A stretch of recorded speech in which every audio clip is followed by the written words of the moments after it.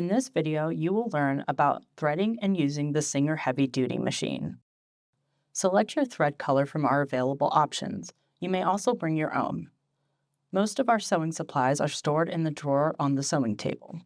We keep our bobbins in these bobbin cases to keep them organized. Be sure to inspect your bobbin before using it to ensure that it is neatly wound, like this one. Improperly wound bobbins like this one will jam the machine and cause issues. If you need to wind your own bobbin, find an empty bobbin in the case. Turn on the machine using the switch on the side. Place the spool on the spool holder with the thread coming from underneath, then add the spool cap on top. Never attempt to sew without the spool cap, and always make sure that it's wider than your spool. Be sure to place it so that the largest side is facing the spool.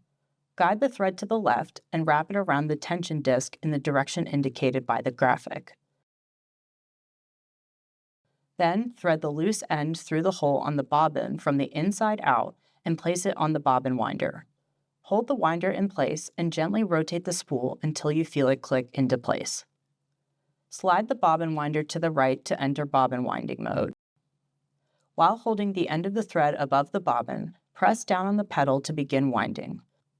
Once a few revolutions have been made, cut the loose end of the thread about 1 centimeter from the bobbin. Continue winding until you have the amount of bobbin thread you need. Do not wind the bobbin to the point where the thread extends past the plastic. Slide the bobbin winder back to the left, remove the bobbin, and snip the thread. Now let's thread the top thread. Turn the machine off to prevent any accidental injuries when working near the needle. Place the spool on the spool holder with thread coming from underneath. Then add the spool cap on top. Guide the thread to the left, then tuck it under the small metal piece marked with the number 1. Wrap the thread around the metal hook and guide it down the channel and around the bend. When you're just past the bend, hold the thread with both hands and pull upward until you feel the thread snap into place. If you can't see the thread uptake lever at the top of the channel, turn the hand wheel away from you until it peaks. Slot the thread into the lever and guide it back down the channel to the needle. Pass the thread under the large metal bar, then the small metal bar. Then thread the needle.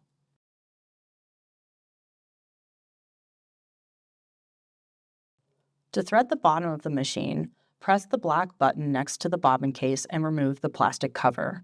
With the thread winding counterclockwise, place the bobbin in the hook race. Hold the bobbin in place with your finger, and then guide the thread under the small metal bar. While holding the top thread out to the side, turn the hand wheel to lower the needle into the needle plate. Keep turning it until it comes back up. It should bring the end of the bobbin thread with it. Pull this thread, then slot the top thread into the hole in the presser foot and sweep both threads out of the way towards the back of the machine. Replace the plastic bobbin case cover. The most common stitch you will likely use is the straight stitch.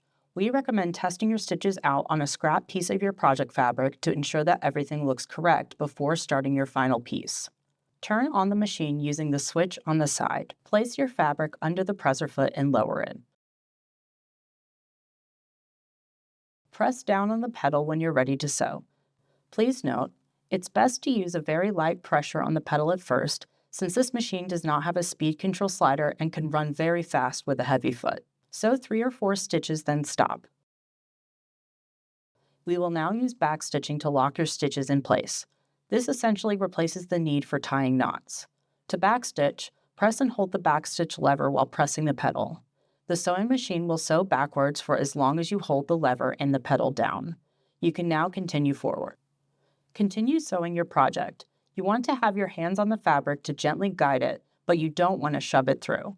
The feed dogs will push the fabric through on their own. When you reach the end, use the same backstitching technique to lock your final stitches into place. Raise the presser foot, then pull your project out to the side. You can cut the threads with scissors or with the built-in cutter on the side of the machine. The Singer Heavy Duty has a few stitch options that you can choose from. You can use the stitch selection knob to choose which one you want. Caution: Please make sure the needle is raised before turning this knob. You can adjust individual stitches to suit your needs. Use the length knob to change the length of your stitches. Use the width knob to change the width of your stitches. You can also adjust the needle position with the needle position knob.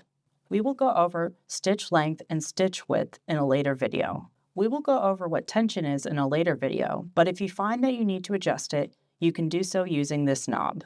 Some stitches require different feet. Most stitches on this machine only require the standard foot, but if you're sewing a zipper or a button, for example, you may need to change feet.